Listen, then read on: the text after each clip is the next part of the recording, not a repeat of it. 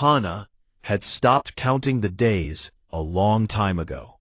She knew it had been 2 years because the red trees of Verith had dropped their leaves twice since she crashed here. 2 full cycles of watching the twin suns rise and fall over a world that wanted to eat her every single day. Her shelter was ugly. She knew that.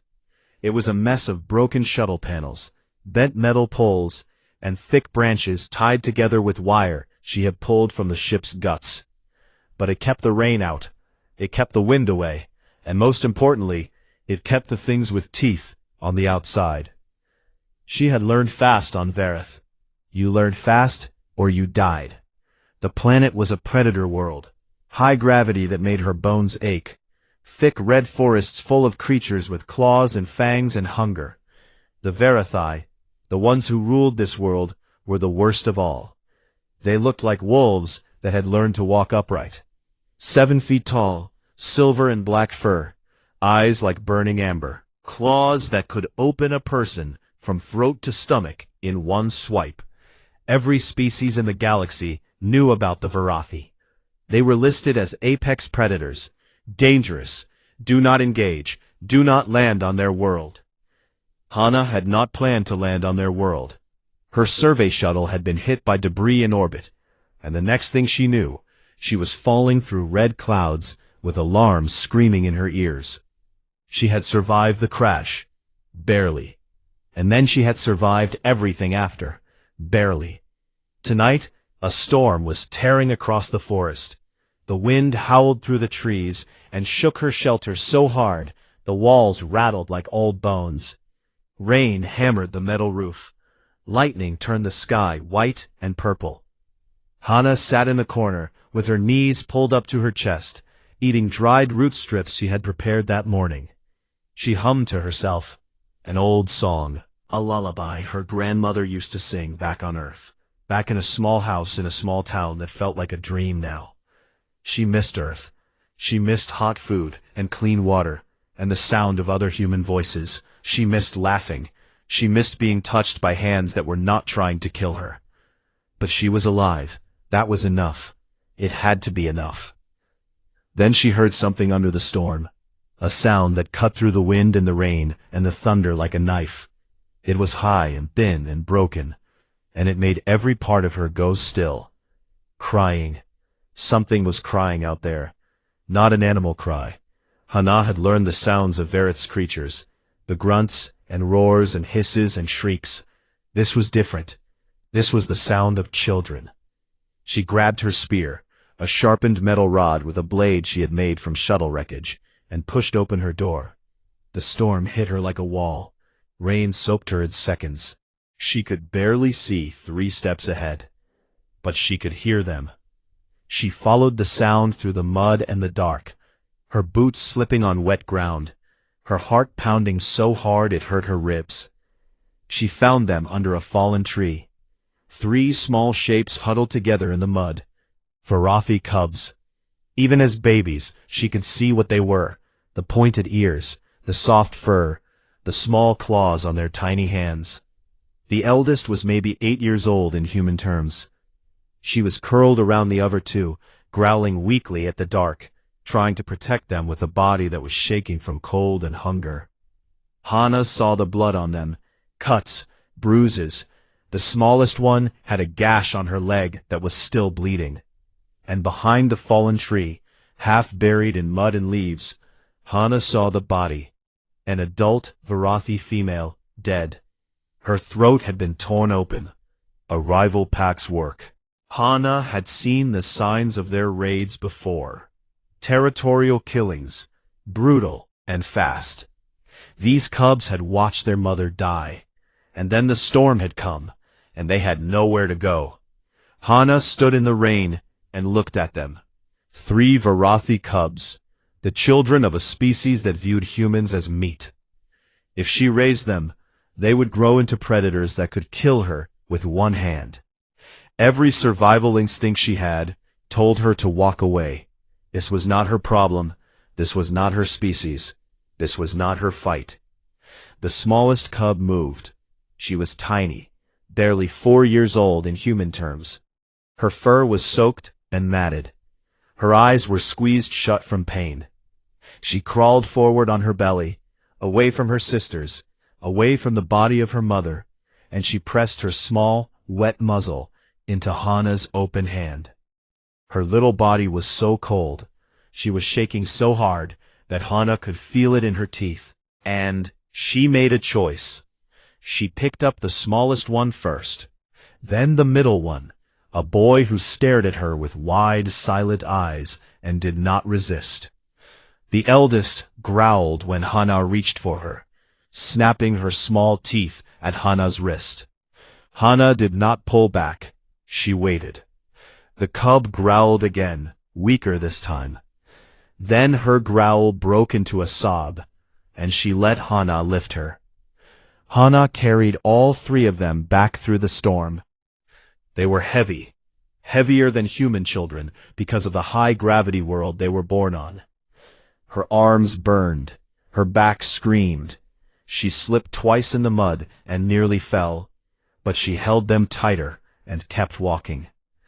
Inside the shelter, she laid them on her sleeping mat. She used the last of her medkit supplies to clean and close the smallest one's wound. She wiped the mud and blood from their fur with strips of cloth. She boiled water and made a thin broth from dried meat, and she fed them with her own hands, letting them drink from her cupped palms. The eldest cub, the girl Hana would later name Yuna, watched everything with sharp, suspicious eyes. She did not trust this strange, furless creature, but she was too weak to fight, too hungry to refuse the food, too cold to pull away when Hana wrapped all three of them in her only blanket and held them against her body to share her warmth. The middle one, the boy Hana would name Dole, fell asleep first.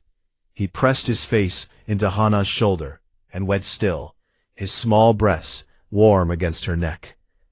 Yuna fought sleep for another hour, her eyes fixed on Hana, watching for any sign of danger. When she finally closed her eyes, her small clawed hand was gripping Hana's sleeve. And the little one, the smallest, the wounded one, the one Hana would name Bomb, she woke once in the middle of the night. She looked up at Hana with round golden eyes full of pain and confusion and something else. Something that looked like hope. She opened her tiny mouth and said one word. It was not in any language Hana knew. It was not Varathi or Galactic Common. It was something older than language, something every living creature in the universe understood. Uma. Mother. Hana stared at the cub in her arms. Her vision blurred, her throat closed, and for the first time since she had crashed on this world, for the first time in 2 years of fighting and starving and surviving alone, Hana cried. She held all three of them closer and whispered into the dark, I am here. Uma is here. Far away, across the blood-red forests and the black rivers, a Varathi warlord named Tae-sung stood on a ridge overlooking a field of dead. His fur was dark silver. His eyes were burning amber. His war blade, a massive curved fang of blackened steel, dripped red in the rain. A scout knelt before him and delivered the news. 3 cubs from a slaughtered border pack were missing, his brother's children, lost in the wilds. Tae-sung's claws extended, his lips pulled back from his fangs. He gave one order, and his voice was the sound of something that had never known mercy. 6 months changed everything. Hana's shelter was no longer a shelter. It was a home. She had expanded it with logs and packed mud, building 2 extra rooms off the main structure, one for sleeping, one for storing food. She had dug a fire pit in the center with a stone chimney that carried the smoke out through the roof. She had built drying racks for meat, clay pots for water, and a small garden where she grew edible roots and herbs she had spent 2 years learning not to die from. It was not much, but for 3 growing Varathi cubs and 1 human woman, on a world that tried to kill them daily. It was a castle. Yuna was the hardest to win over. For the first 3 weeks, the eldest cub had growled at everything Hana did. She growled when Hana cooked. She growled when Hana cleaned her fur. She growled when Hana tried to teach her words. Hana never growled back. She never raised her hand. She never flinched. She just waited, offered food, and spoke softly in Korean, because she had almost forgotten how to speak anything else. On the 23rd day, Yuna had come to Hana holding a fish she had caught in the stream. She dropped it at Hana's feet and looked away, ears flat, tail low. It was a gift. In Varathi culture, Hana would later learn, offering food was the deepest sign of acceptance. Hana cooked the fish and gave Yuna the biggest piece. Yuna ate it without growling. That night, she slept pressed against Hana's back, instead of in the far corner of the room. She never slept in the corner again. Dal was different. The middle cub had never growled, never snapped, never resisted. He simply watched. He watched Hana build things. He watched her cook. He watched her set traps and sharpen her spear and check the walls for cracks. And then, quietly without being asked, he started helping. He would hand Hana a tool before she reached for it. He would carry water from the stream without being told. He would sit beside her while she worked and copy her movements with his small clawed hands. Hana once caught him trying to braid a piece of rope the way she braided her hair. His claws kept snagging the strands, and he was getting frustrated, his small brow furrowed in concentration. She sat beside him and guided his hands, and when he finally finished an ugly lopsided braid, he looked up at her with such pride that Hana felt her heart crack in half. And Bomb, little Bomb, the youngest, was pure light in a dark world. She laughed at everything. She chased insects through the grass.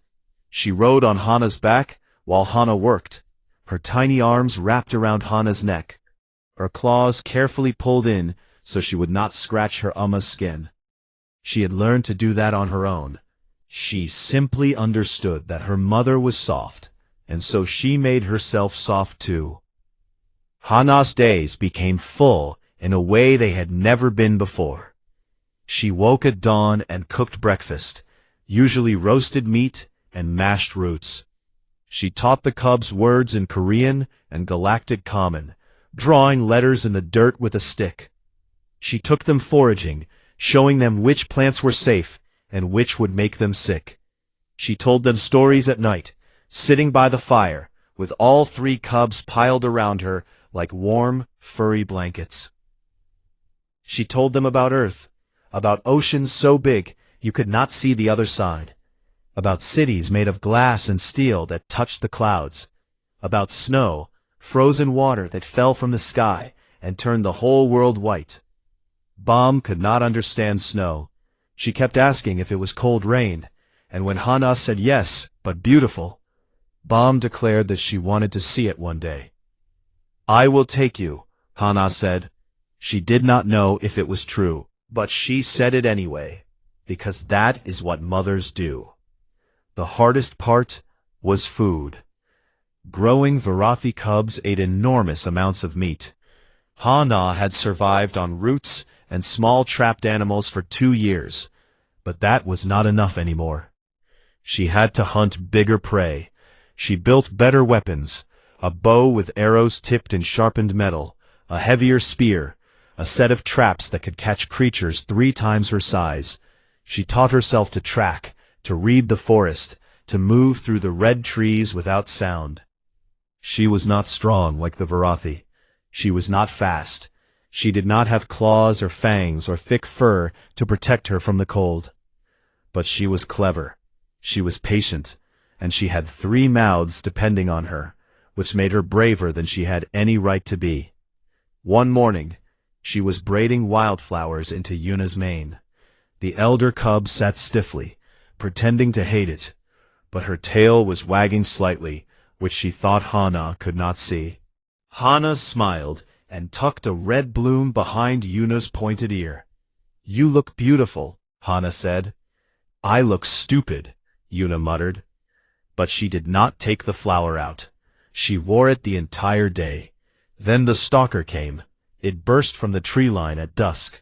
A massive six-legged predator, the size of a horse, all muscle and teeth and black eyes. Verath stalkers were one of the planet's most dangerous creatures, fast, silent, hungry. It came for the cubs. Hana was between the stalker and her children before she even thought about moving. Her body simply put itself there, the way water fills a hole, the way a wall stands before a storm. She grabbed her spear and screamed. A human scream, high and raw and full of something the stalker had never heard before. The beast hesitated, and in that second, Hana drove her spear into its shoulder. It roared and swung its massive head, catching Hana across the ribs with a claw that opened her side like a zipper. She felt the pain, white and blinding and everywhere, but she did not fall. She twisted the spear and pulled it free and stabbed again. Blood sprayed across her face. The beast lunged at her. She ducked under its jaws and shoved a burning log from the fire pit into its open mouth.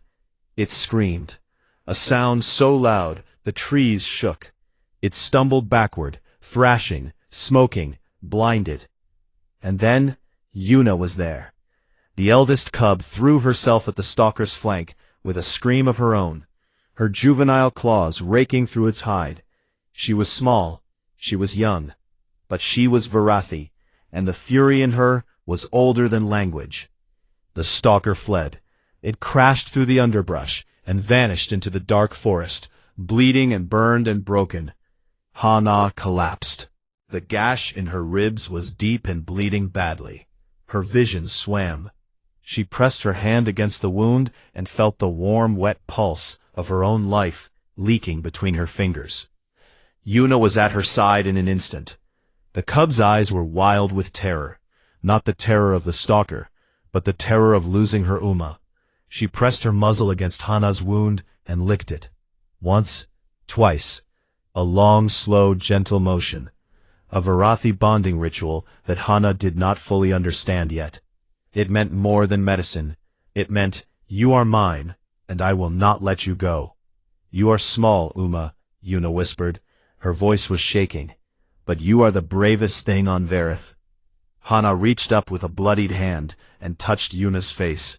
"I am brave," she whispered back, "because I have something worth being brave for." She stitched her own wound that night with a curved needle and thread pulled from her flight suit. Doll held the light. Yuna held her hand. Bomb sat in the corner and cried until Hana smiled at her and said, "Uma is okay. Uma is strong." Bomb sniffled and crawled into Hana's lap, careful of the wound, and pressed her face into Hana's chest. "Uma is the strongest," she said in her tiny voice. Hana held her daughter and knew the truth. She was not just surviving anymore. She was living.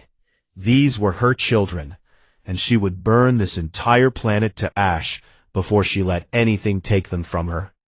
Far away, in the Black Fang territory, a scarred female warrior named Sua stood before her alpha with a troubled look in her yellow eyes. She had been tracking the missing cubs for months. She had finally found their trail. "They are alive," Sua said.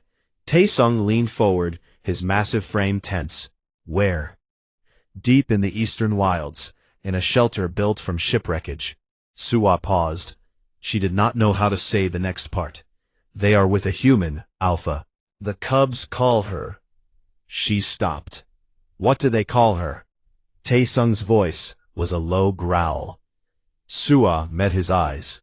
"They call her Mother." The silence that followed was the loudest thing in the room. Taesung stood. He reached for his war blade, that massive curved fang of blackened steel that had ended 1,000 lives, and pulled it from its sheath. The metal sang in the quiet air.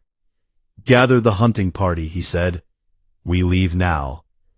He expected to find a monster, a creature who had stolen his blood, a threat that needed to be put down fast and hard and without mercy. He had no idea what was waiting for him in the wilds. They came at dawn. 12 Varathi warriors moving through the red forest like shadows made of muscle and fury. They made no sound. Their paws pressed into the damp earth without a whisper. Their eyes glowed amber in the early gray light. Each one carried weapons, curved blades, barbed spears, spiked gauntlets forged from black iron. These were not scouts. These were killers, the best the Black Fang pack had. And at the front, moving faster than all of them, was Tae Sung. The alpha of the Black Fang pack was a creature built for war. He stood over 7 feet tall, his body thick, with corded muscle beneath dark silver fur. His face was sharp and hard, like something carved from stone by angry hands. 3 pale scars ran diagonally across his left eye, marks from a fight he had won when he was barely old enough to hold a blade. His war blade was in his right hand, the massive curved fang of blackened steel that had become famous across half the continent. Warriors told stories about that blade. Most of the stories ended with someone dying. He had not slept since Sua's report. A human had his brother's children. A human. One of those soft, small, clawless things that every predator species in the galaxy considered food. The thought of it made his blood boil in his veins like black water over fire. He imagined the worst: captivity, cruelty, his brother's cubs caged like animals by a creature that had no right to touch them. He would cut the human apart. He would do it slowly. They reached the edge of the clearing as the first sun broke over the tree line. Tae Sung raised his fist, and the warriors stopped. They spread into a half-circle behind him. Sua was at his right shoulder, her yellow eyes scanning the clearing with cold focus. She smelled the air. Varathi cubs, 3 of them, healthy, and beneath that scent, something alien, warm, and strange, and unmistakably human. "She is inside," Sua whispered. Tae Sung looked at the shelter. It was crude but solid. Shuttle wreckage reinforced with logs and mud. A stone chimney leaking thin smoke. A small garden growing in rows beside it. Drying racks held strips of meat. A water collection system dripped into clay pots. Handmade tools hung from hooks on the outer wall. None of this had been built by Varathi claws. All of it had been built by human hands. He did not care. He tightened his grip on his blade and moved forward. He burst through the tree line in 3 strides, his war blade raised, his fangs bared, his body coiled to strike. 12 warriors surged behind him, weapons ready, a wave of fur and iron and death crashing toward the shelter. And then he stopped. Hana was sitting on a flat rock beside the fire pit. The morning light was soft and golden on her face. She was thin, scarred, sun-dark, and her black hair was pulled back in a rough braid. She wore a patched flight suit with crude leather pieces stitched over the elbows and knees. She looked like something the forest had chewed up and spit out and chewed up again. But that was not what stopped him. Bomb was in her lap. The smallest cub was sitting between Hana's crossed legs, purring softly, while Hana combed the tangles from her fur with a wooden comb she had carved by hand. Hana's fingers moved gently, carefully, working through each knot without pulling, and every few seconds she would lean down and murmur something in a language Tae Sung did not know. Am's eyes were half closed with pleasure. Her tiny tail was wagging. Dole was pressed against Hana's left side, still asleep, his face buried in the fold of her arm. One of his small hands was gripping the edge of her sleeve. Even in sleep, he held on to her. And Yuna was coming up from the stream, walking upright, carrying 3 fish in her arms the way Hana had taught her. Balanced, steady, chin up. She was humming. Tae Sung recognized the melody. It was not Varathi. It was the same strange language Hana had been murmuring to Bomb. The warriors behind Taesung shifted. They looked at each other. This was not what they had expected. Bomb saw them first. Her golden eyes went wide, and her purring stopped. She stared at the wall of huge, armed, snarling predators standing at the edge of her home. And she did the one thing that broke Taesung's understanding of the universe in half. She did not run to them. She did not recognize them. She burrowed deeper into Hana's arms, pressing her small body against the human's chest, and she whimpered, scary, scary things outside." Yuna dropped her fish. In one motion, the eldest cub placed herself between Hana and the warriors. She was young. She was half the size of the smallest warrior present. But she bared her teeth, and extended her claws and let out a growl so fierce and so raw that Sua's hand twitched on her weapon. "You will not touch my Uma," Yuna snarled. Her voice cracked with fear, but her body did not move. She stood like a wall. Taesung's blade lowered 1 inch, then another. Hana stood. She moved slowly, carefully. She placed Bomb on the ground behind her, and gently touched Dahl's shoulder to wake him. The boy's eyes opened, saw the warriors, and he immediately pressed himself against Hana's leg, his small face hard and ready. Hana stepped forward. She was shaking. Taesung could see it, the tremor in her hands, the rapid pulse in her throat, the shallow speed of her breathing. She was terrified. She was a small human woman facing 12 armed apex predators, and a warlord who could cut her in half with a single swing. She put herself in front of the cubs, between her children and the blades, and she looked up at Taesung. She had to tilt her head far back to meet his eyes. She barely reached his chest. She spoke in broken Varathi, the words rough and badly accented, but clear enough to understand. "If you want them," she said, "you go through me."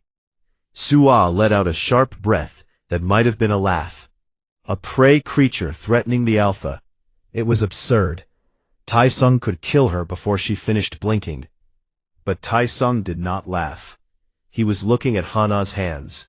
They were shaking, but they were also scarred, deeply, permanently scarred. Burn marks from fire, cut marks from blades, calluses so thick they looked like armor. These were hands that had built a home from nothing, hands that had hunted on a predator world, hands that had fought a stalker and survived. He looked at the cubs. They were healthy, well-fed. Their fur was clean and combed. Their eyes were bright. Bomb's wound, the one from the night of the storm, had healed into a thin, clean scar, the work of skilled hands and careful medicine. These cubs had been loved, not kept, not captured, loved.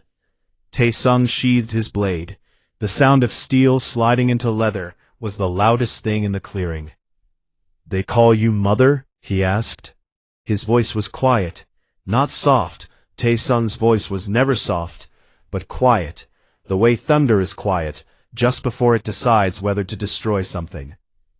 Hana did not look away from his eyes. "Because I am," she said. Nobody spoke. The warriors stood frozen. Sua's expression had shifted from amusement to something she could not name. The wind moved through the red trees and carried the smell of cooking smoke and flowers and children. Then Taesung did something that none of his warriors had ever seen him do. He lowered himself to the ground. He sat cross-legged in the dirt, his massive frame folding down until his eyes were level with Hana's. He placed his hands on his knees, open, empty, claws retracted. It was not a gesture of submission. It was a gesture of listening. "Then tell me, mother," he said. "Tell me everything." Hana told him. She sat across from him in the dirt, with Bomb in her lap, and Dahl against her side, and Yuna standing guard behind her, with her small claws still out. And she told him about the crash, and the storm, and the dead mother under the fallen tree, and the 3 crying children in the mud. She told him about the choice she made that night, about the months of feeding and healing and teaching and loving, about the stalker and the wound and the word that changed her life. She called me Uma, Hana said, touching Bomb's head, and I became one. When she finished, the clearing was silent. One of the warriors behind Taesung had turned away. Another was staring at the ground. Sua's jaw was tight and her yellow eyes were wet, though she would deny it until the day she died. Taesung looked at the three cubs, his brother's children, the last of his brother's blood. They were alive because this small, soft, impossible creature had carried them through a storm and refused to put them down. Among my kind, he said slowly, there is no greater honor than one who raises another's young as their own. We call this person Raven. It means heartkeeper.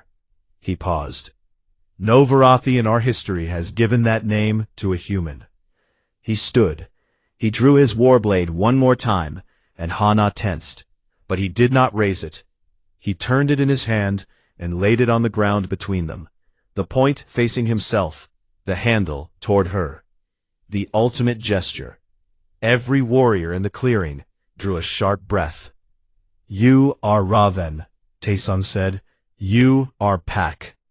Bomb looked up at Hana with wide eyes. Uma, she whispered. The big wolf is giving you his sword. Hana stared at the blade on the ground. She stared at the warlord who had come to kill her and found a mother instead. Her eyes burned, and her throat was tight, and she did not trust her voice. She reached down and placed her hand on the flat of the blade, not to take it, just to touch it, just to say, I understand, I accept. Thank you, she whispered. Taesung nodded once. Then he looked at Yuna, who still had her claws out, still standing between her Uma and the world. You can put your claws away, little one, he said. No one here will hurt your mother. Yuna looked at Hana.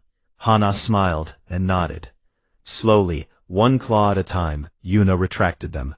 Then she walked over to Taesung, looked up at the most feared warlord on Verith, and said, If you ever make her cry, I will bite your face off. Then, for the first time in a very long time, the Alpha of the Black Fang Pack laughed. The Black Fang territory was nothing like the quiet wilds Hana had lived in. It was a vast network of caves and stone buildings carved into the side of a mountain, connected by paths worn smooth by generations of heavy Varathi paws. Hundreds of warriors and their families lived here. Smoke rose from cooking fires. The sound of hammers rang from the forge caves. Cubs chased each other through the lower clearings, while their parents watched from ledges above. And every single one of them was staring at Hana. She walked through the main path, with Bomb on her hip, Dole at her side, and Yuna close behind. Taesung led the way, and Sua walked beside Hana like a shadow she had not asked for. The Alpha had assigned the scarred warrior as Hana's guard. Sua had not been happy about it. Stay close to me, Sua had said when they entered the territory. If someone challenges you, do not speak. Just stand behind me and try not to look like food. Hana did not stand behind anyone. The hostility came fast and hard. Varathi warriors twice her size blocked her path, snarling down at her, demanding to know why a human walked in their home. Elders spat on the ground when she passed. Young fighters made cutting gestures across their throats when they thought Taesung was not looking. One massive warrior, a female with dark brown fur and a missing ear, stepped directly in front of Hana and growled, "Prey does not belong in the den." Hana looked up at her. She did not flinch. She had spent 2.5 years on a planet that wanted her dead. She had fought a stalker with a spear and fire. She had stitched her own ribs shut. A growl from a stranger was not going to make her step backward. "I am not prey," Hana said in her broken Varathi. "I am Raven." The warrior looked at Taesung for confirmation. The warrior stepped aside, but the disgust in her eyes did not leave. The first week was the hardest. Hana was given a small cave at the edge of the settlement, far from the main dens. It was cold and damp and dark, and Bomb cried the first night because she missed their old home. Hana held her and sang the old lullaby and told her it would get better. She made it get better. On the third day, a young warrior was brought to the medical cave with a deep wound in his thigh from a border skirmish. The Varathi healer packed it with herbs and bound it with leather. But within 2 days, the wound was red and swollen and smelling wrong. Infection. Hana saw the warrior limping and asked to look at the wound. The healer refused. Su'a refused. The warrior himself bared his teeth at her. Hana waited until the healer was gone, then walked into the medical cave and knelt beside the warrior. He snarled at her. She cleaned the wound with boiled water and a cloth soaked in antiseptic she had made from certain tree bark. A recipe she had discovered during her first year alone. She removed the dead tissue with a sharp blade, stitched the healthy edges together with the precision of the field medic she had been trained to be on Earth, and applied a clean bandage. The warrior stared at her hands the entire time. When she finished, the swelling had already begun to go down. By the next morning, the fever broke. By the third day, he was walking without limping. Word spread. The human could heal. More wounded came. Some came grudgingly, ashamed to be treated by a human. Others came because they were in too much pain to care about pride.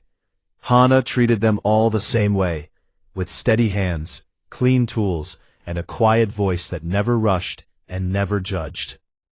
She stitched cuts, set broken bones, treated infections, and showed the Varathi healer techniques that made the old warrior stare in open amazement. Then she found the roots.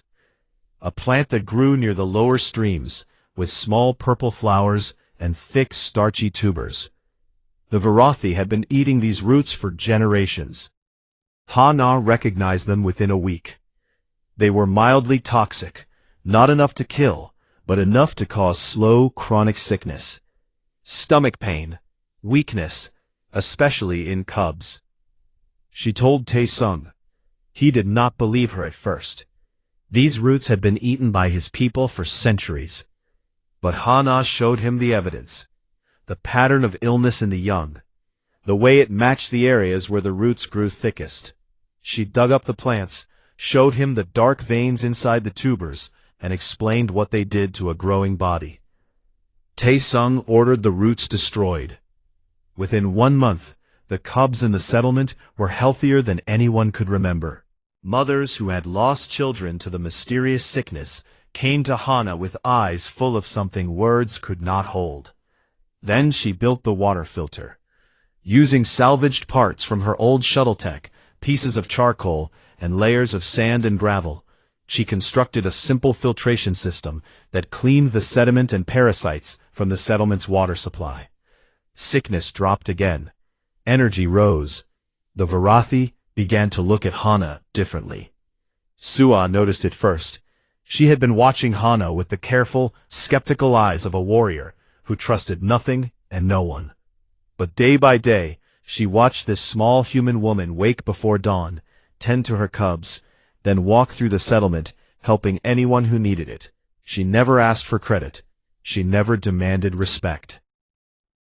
She just worked, quietly and endlessly, and the settlement grew better around her, like a garden growing around a stone. One evening, Su'a sat beside Hana outside her cave, while the cubs slept inside. They were silent for a long time. Then Su'a said, "I have fought in 37 battles. I have killed more enemies than I can count. I have never once been afraid." Hana looked at her and waited. "But when I watched you walk into this place," Su'a continued, "surrounded by people who wanted you dead, with 3 cubs on your body, and nothing but your bare hands, I felt something I had not felt before." "Fear?" Hana asked. "No," Su'a said. She paused. "Respect." Hana smiled. It was a tired smile, but it was real. Su'a did not smile back, but she did not look away either, and that was enough. The cubs were growing. Yuna was becoming fierce and confident, a young warrior who combined Varathi's strength with something new, a patience and thinking she had learned from Hana. She did not just attack.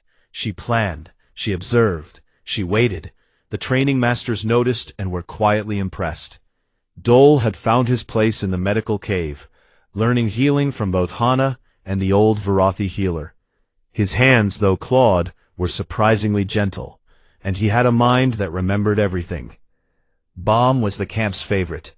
She taught the other cubs Hana's Korean songs, and on warm evenings, the sound of small Varathi voices singing human lullabies drifted through the stone corridors.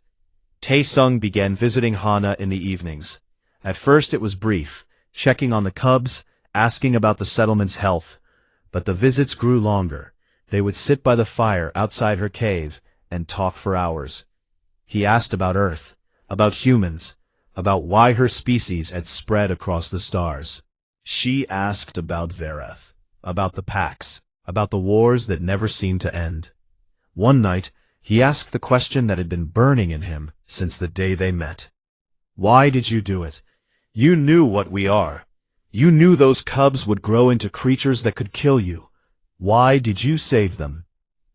Hana stared at the fire. The light danced in her dark eyes. Because they were crying, she said. That is all the reason I ever needed. Taesung did not answer. He looked at her for a long time, and something shifted behind his amber eyes, something deep and old and heavy. He did not have a word for it yet. He would find one later. Then the attack came. The Iron-Tooth clan hit at midnight. They came from 3 directions, armed with weapons that were too advanced for Varathi forges. Plasma-edged blades and shot grenades, supplied by an alien mercenary syndicate that wanted Varat's mineral wealth. The explosions shook the mountain. Stone cracked. Fire erupted in the lower caves. Hana grabbed the cubs and ran to the medical cave deep inside the mountain. Warriors were already being carried in, bleeding, burned, broken. The old healer was overwhelmed. Hana set Bomb in a safe corner, told Yuna to guard the entrance, and grabbed every tool she had. She worked through the night. She stitched and cut and cleaned and bandaged. Her hands were red to the wrists. Warriors 3 times her size lay on stone tables, groaning, and this small human woman bent over them and fought for their lives with the same ferocity they had shown on the battlefield. One warrior, an old male with gray in his fur and a wound that was too deep to survive, gripped Hana's wrist as his life left him. His eyes were fading, but he looked at her, really looked at her, and the last word he ever spoke was, Raven. The Black Fang pack won the battle. The Iron-Tooth forces retreated before dawn, leaving dead and burning wreckage behind them. But the cost was high. Many warriors had fallen. The settlement was damaged, and in the smoke and the blood and the exhaustion, every single Varathi who had survived knew one truth. The human had saved lives that night. Many lives. Taesung found Hana in the medical cave at sunrise. She was sitting on the floor, her back against the wall, her flight suit soaked in blood that was not her own. Bomb was asleep in her lap. Dal was beside her, his small hands still stained from helping her work. Yuna was standing at the cave entrance, claws out, eyes sharp, guarding her family. Hana looked up at Taesung. She was so tired her eyes could barely focus, but she smiled. How many did we lose? She asked. Fewer than we should have, he said quietly, because of you. He knelt in front of her, his massive body folded down until they were face to face. And he said something he had never said to anyone in his life. Thank you. Hana reached out and touched his scarred cheek with a bloodied hand. You do not need to thank me, she said. They are my pack too. Taesung closed his eyes. Her hand was small and warm and impossibly soft against his fur. And he understood now.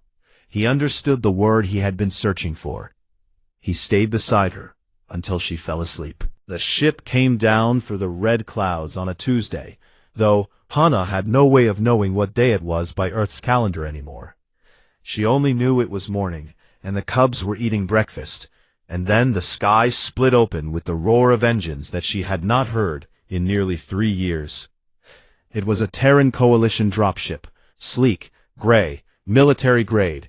It landed in the clearing below the Blackfang settlement, and before the engines had fully cooled, a ramp dropped, and 6 humans in tactical armor walked out. They carried weapons and scanners, and the kind of careful alertness that came from landing on a planet rated as hostile. The man at the front was tall and lean, with sharp eyes and a jaw that looked like it had been set in a hard line for years.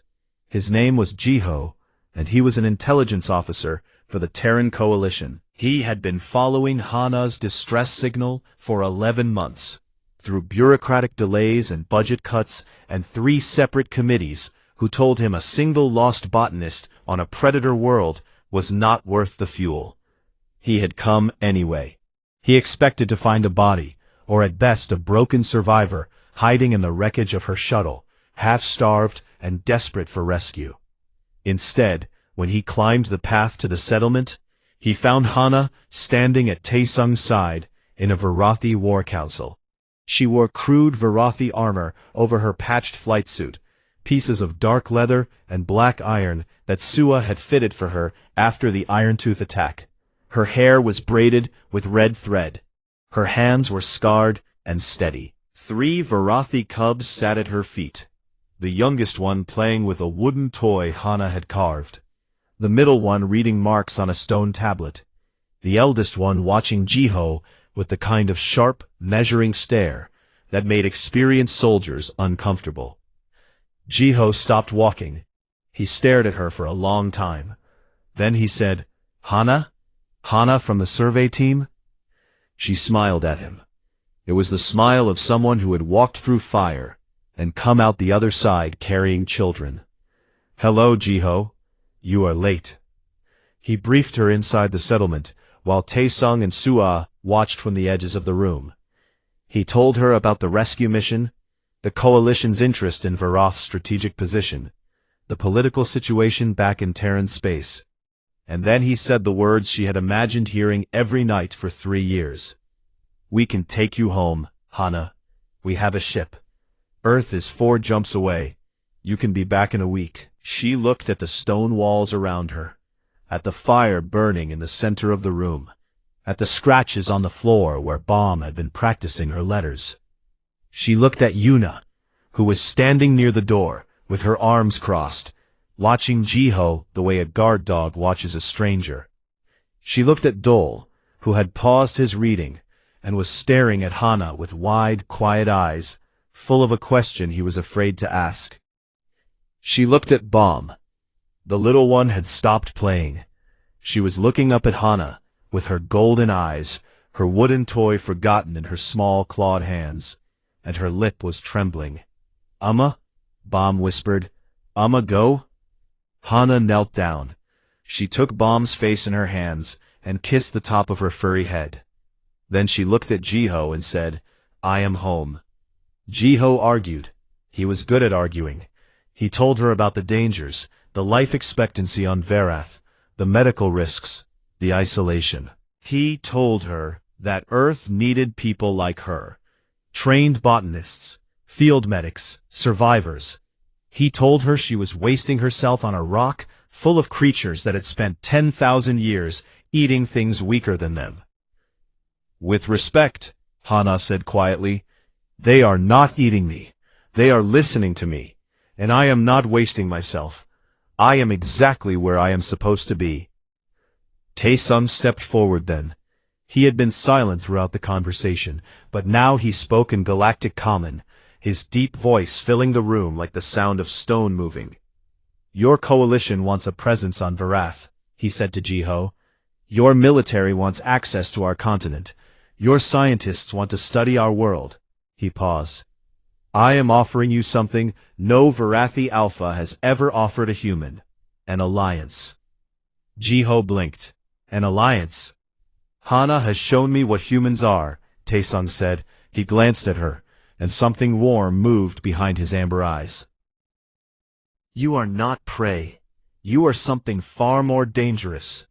You are creatures who will fight to the death for things you love. That makes you valuable allies." He looked back at Jiho. "And terrible enemies. I would prefer the first." The negotiations took 3 weeks. Hana served as the bridge between the two sides, translating not just language, but culture. Explaining to Jiho why certain Varathi customs mattered, and explaining to Taesung why certain human protocols existed. She did it with the patience of someone who had spent years learning to speak gently to creatures who could kill her, and the stubbornness of someone who had decided long ago that giving up was not something she was willing to do. The Varath Accords were signed on a warm afternoon in the Black Fang Great Hall. The Terran Coalition gained a foothold on Varath, a research station, a medical outpost, a diplomatic presence. The Black Fang Pack gained advanced medical technology, agricultural knowledge, and something they had never had before: recognition as a sovereign people by a galactic power. But the mercenary syndicate that had been funding the Iron-Tooth clan did not accept this quietly. They came on the 7th night after the accords were signed. Not with a raiding party, but with a full military assault. Dropships, mercenary soldiers armed with plasma rifles and armored vehicles. They hit the Black Fang territory from 3 sides, burning the forest, shelling the outer walls, pushing toward the heart of the settlement with the intention of killing everyone inside and claiming Varath's mineral wealth before anyone could stop them. The battle was the worst thing Hana had ever lived through, and she had lived through many terrible things. The ground shook with explosions. The sky turned orange with fire. Warriors fell around her, cut down by weapons they had never faced before. The stone walls cracked and crumbled. Smoke filled the corridors. But Hana did not hide. She stood in the war room, beside Taesung and Jiho, and read the battlefield with eyes that saw patterns the Varathi did not. She told them where the mercenaries would push next, based on human military tactics she had studied during her training. She showed them how to use the terrain against armored vehicles. She organized the evacuation of the cubs and the wounded into the deep caves while the warriors held the outer lines. Jiho and his team fought alongside the pack. 6 humans with coalition weapons, shoulder to shoulder with Varathi warriors. It was something that had never happened before in the history of either species.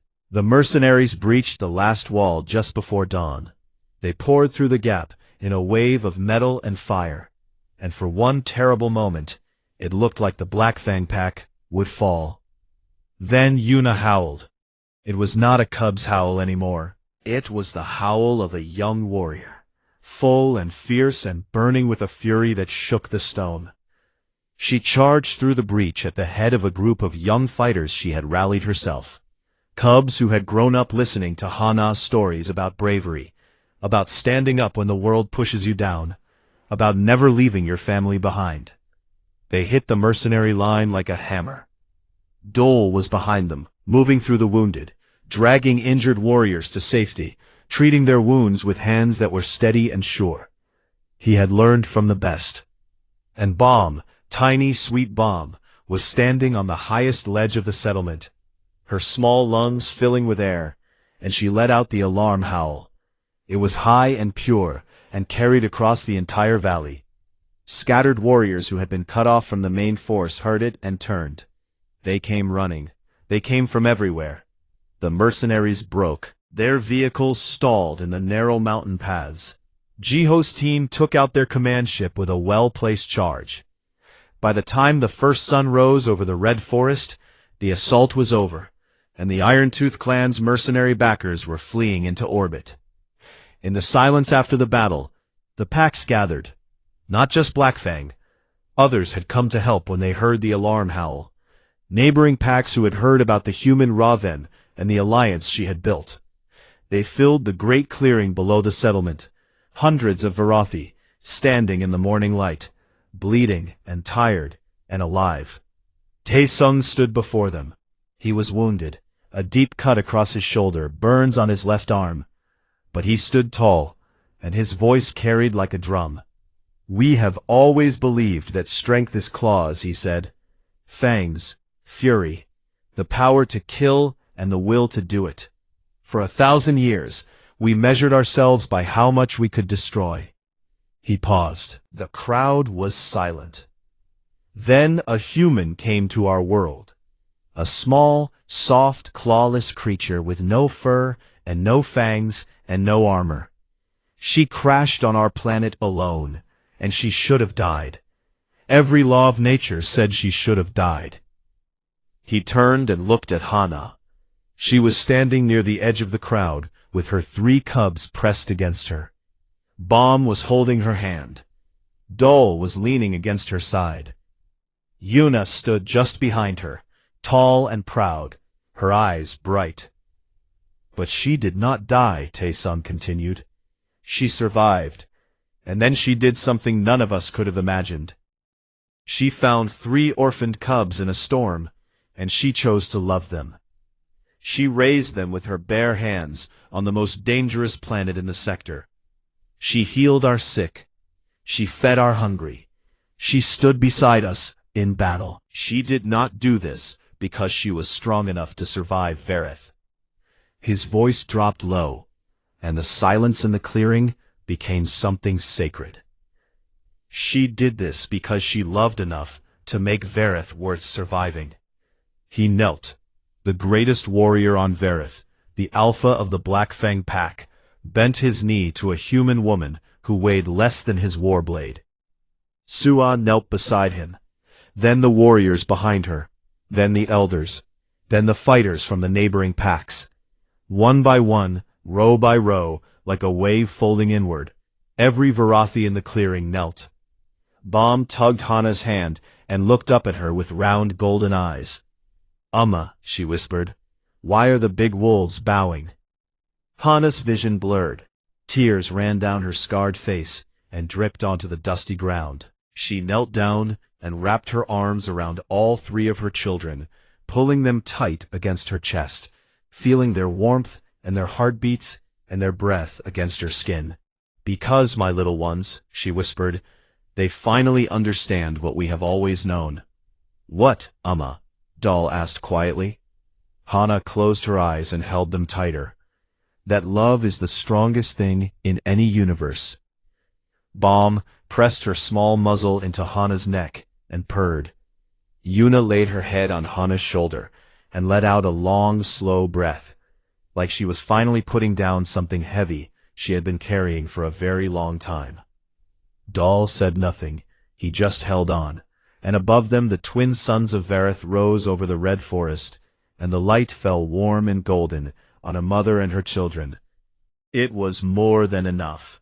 Years later, when species across the galaxy asked how humanity had earned the loyalty of the most dangerous predators in known space, the answer was always the same. It was not a story about weapons or technology or military power.